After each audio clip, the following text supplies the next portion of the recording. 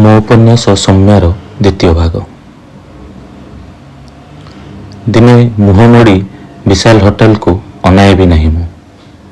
ହଁ, ବାଙ୍ଗାଲୋରର ସେଇ ପ୍ରସିଦ୍ଧ ଓଡ଼ିଆ ହୋଟେଲ ଯେଉଁଠି ଶେଷଥର ଆଉ କାହା ସହ ତୁମକୁ ଦେଖିଥିଲି, ଯେଉଁଠି ମୋ ସନ୍ଦେହକୁ ସତ ପ୍ରମାଣିତ କରିଥିଲ ତୁମେ। ଏଇ କିଛି ଦିନ ହେଲା ଏତେ କାମ ଭିତରେ ବି ମୁଁ ତୁମ ମନସ୍କ ହେଇଯାଉଥିଲି ସୌମ୍ୟ। ଖୁବ୍ ମନେ ପଡ଼ୁଥିଲା ତୁମ କଥା।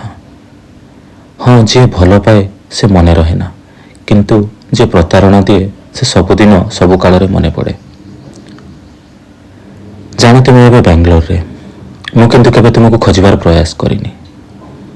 ଆଜି କିନ୍ତୁ ତୁମ ପ୍ରତାରଣାକୁ ମନେ ପକାଇବାକୁ ଖୁବ୍ ଇଚ୍ଛା ହେଲା। ଅତଃ ମୁଁ ମୁହେଁଇଲି ବିଶାଲ ହୋଟେଲ ଆଡ଼କୁ।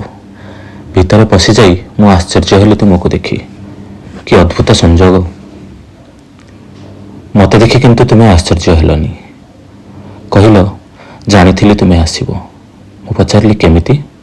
ତୁମେ କହିଲ, ସ୍ୱପ୍ନ ଦେଖିଥିଲି ତୁମକୁ। ମୁଁ ହସିଲି, କହିଲି, ଆଚ୍ଛା, ତୁମେ ସ୍ୱପ୍ନ ବି ଦେଖ, ମାନେ ଦେଖିପାର? ହସିଲି ଠୋ ଠୋ ହେଇ। ତୁମେ ଅନେଇଲ ମୋତେ ବକିଟେ ପରି। ତୁମେ କେବଳ ସ୍ୱପ୍ନ ଦେଖେଇ ପାର ସୌମ୍ୟା, ଆଉ କ୍ଷଣକେ ନିଷ୍ଠୁର ଭାବେ ସେ ସ୍ୱପ୍ନକୁ ଭାଙ୍ଗିପାର। ତୁମେ ଆଜି ବି ନିଷ୍ଠୁର ଭାବେ କହିଲ, ହଁ ଅମନ, ଯେ ସ୍ୱପ୍ନ ତିଆରି କରିପାରେ ସେ ହିଁ ତ ଭାଙ୍ଗିପାରେ। ଅଯଥାରେ ଦୋଷ ଗୁଡ଼ାକ ମୋ ଉପରେ କାହିଁ ଥୋପି ଦେଉଛ ଯେ?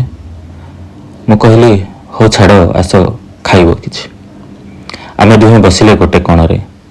ଟେବୁଲ ଫ୍ୟାନ୍ର ପବନରେ ତୁମ ଚୁଟି ଉଡ଼ି ଆସି ମୋ ମୁହଁରେ ବାରମ୍ବାର ବାଡ଼େଇ ହେଉଥାଏ। ମୋର ମନେ ପଡ଼ୁଥାଏ କିଟ୍ କଲେଜରୁ ଭଦ୍ରକକୁ ଫେରିଲା ବେଳର କଥା। ରାତିର ଅନ୍ଧାରରେ ବସ୍ ଛୁଟି ଚାଲିଥାଏ।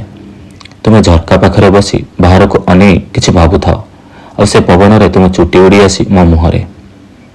ଏମିତି ଭାବନା ଭିତରେ ମୁଁ ମଜି ଯାଇଥାଏ। ୱେଟରର ଡାକରେ ଚେହିଁକି ଉଠିଲି ମୁଁ।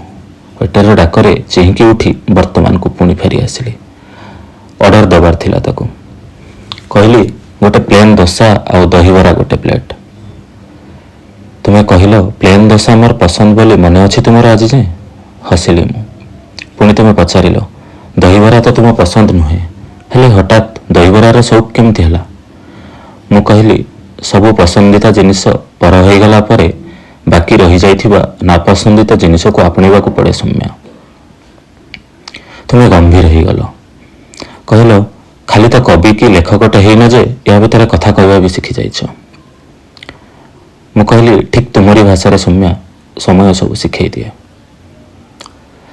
ଛାଡ଼ ସେ କଥା। ମୁଁ କିନ୍ତୁ ବହୁତ ଖୁସି ତୁମ ପାଇଁ। ଦେଖେ ତୁମର ସବୁ ଫେସବୁକ୍ ପୋଷ୍ଟ।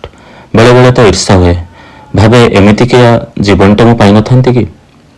ତୁମେ କହିଲ, ସବୁକିଛି ସୁନା ହରିଣୀ ପରି ଛଳନା ଅମନ। ସବୁକିଛି କେବଳ ଖୁସିରେ ରହିବାର ପ୍ରହେଳିକା ଆଉ ପରିକଳ୍ପନା। ସବୁକିଛି ଗୋଟେ ମଧୁର ମିଥ୍ୟା। ମୁଁ ହସିଲି କାରୁଣ୍ୟର ହସଟେ। ଜାଣ ସୌମ୍ୟା, 11 ବର୍ଷ ହୋଇଗଲା ମୁଁ ଆଉ କେବେ କିଟ୍ କଲେଜରେ ପାଦ ଦେଇନି। ମୋ ଗାଇଡ୍ ସୁବ୍ରମଣ୍ୟମ ସାର୍ ବହୁତ ଥର ଡାକିଛନ୍ତି ଦେଖା କରିବା ପାଇଁ, ହେଲେ ମୁଁ ଆଉ କେବେ ସେ କଲେଜ ଆଡ଼େ ମୁହାଁଇନି। ତୁମକୁ ଲୁଚି ଲୁଚି ଦେଖିବା ପାଇଁ ଯାଉଥିବା ସେ ଇଲେକ୍ଟ୍ରିକାଲ ଡିପାର୍ଟମେଣ୍ଟ ଖୁବ୍ ବଦଳି ଯାଇଥିବ ୟା ଭିତରେ। ସେ କାଠଯୋଡ଼ି କ୍ୟାମ୍ପସରୁ ଆଜି ବି କପତ ଯୋଡ଼ି ଉଡ଼ି ଯାଉଥିବେ ଶିଖରଚଣ୍ଡୀ ଆଡ଼କୁ, ହେଲେ ମୁଁ ଆଉ କେବେ କିଟ୍ କଲେଜ ଆଡ଼େ ମୁହାଁଇନି। ତୁମେ ଅନେଇଲ ମୋତେ। ପଚାରିଲ, କାହିଁକି? କି ଅପରାଧ କଲା କିଟ୍ ଆପଣଙ୍କ ପାଖେ ଯେ ଏତେ ଅଭିମାନ?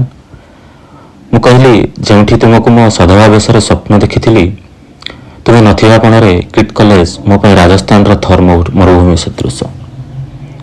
କେମିତି ସେଠି ପାଦ ଦେବି?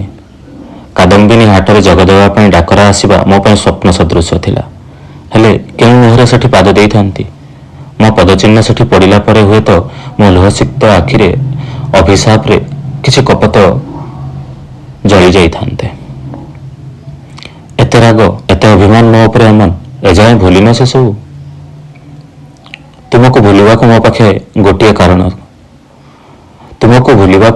ଗୋଟିଏ କାରଣ ସୌମ୍ୟା, ହେଲେ ମନେ ରଖ, ତୁମକୁ ମନେ ରଖିବା ପାଇଁ ଗୋଟିଏ କାରଣ। କାରଣ ଏ ଅକାରଣ ଜୀବନରେ ଯେତେବେଳେ ମୋ ଅସ୍ତିତ୍ୱକୁ ଦୁନିଆକୁ ଆପଣେଇବାକୁ ନାରାଜ ଥିଲା, ସେତେବେଳେ କାରଣ ଭର୍ତ୍ତି ପଲକାଏ ପ୍ରେମ ତ ତମେ ମୋତେ ଯାଚି ଦେଇଥିଲ। ଅପ୍ରେମର ସଂସାରରେ ପ୍ରେମର ଏ ସୁଖ ଟିକକ କେତେଜଣଙ୍କ ଭାଗ୍ୟରେ ଥାଏ କହିଲ?